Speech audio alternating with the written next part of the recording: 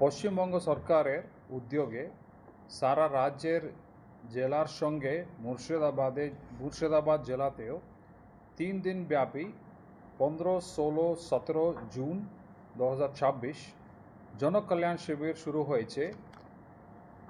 এই 3 দিনে মুর্শিদাবাদ জেলায় রোজ 68টি করে মোট 204টি শিবির অনুষ্ঠিত হবে। পশ্চিমবঙ্গ সরকারের আপনার সরকার আপনার পাশে কর্মসূচির অঙ্গ হিসেবে আয়োজিত জনকল্যাণ শিবিরে মুর্শিদাবাদ জেলা জুড়ে সাধারণ মানুষের ব্যাপক সাড়া লক্ষ্য করা গিয়েছে।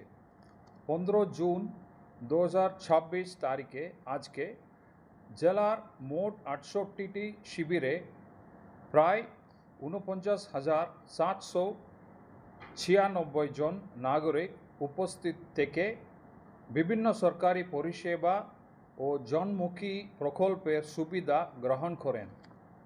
জেলা জুড়ে অনুষ্ঠিত এই শিবিরগুলিতে নাগরিকরা সর্বমোট 58,762 সরকারি পরিষেবার জন্য আবেদন করেছেন।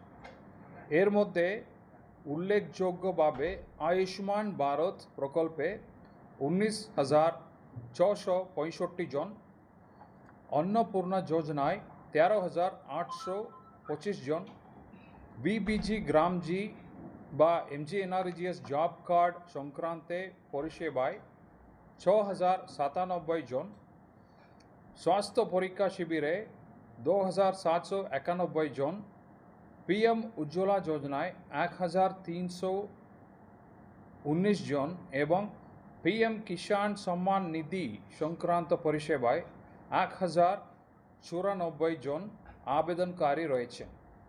এছাড়াও স্বনির্ভর গোষ্ঠীর ঋণ সংযোগ, প্রধানমন্ত্রী আবাস যোজনা শহর, পিএম বিশ্বকর্মা, ই শ্রম, আধার এনরোলমেন্ট অ্যান্ড সিডিং, সামাজিক সুরক্ষা প্রকল্প সহ বিভিন্ন সরকারি পরিষেবা সংক্রান্ত আবেদন গৃহীত হয়েছে।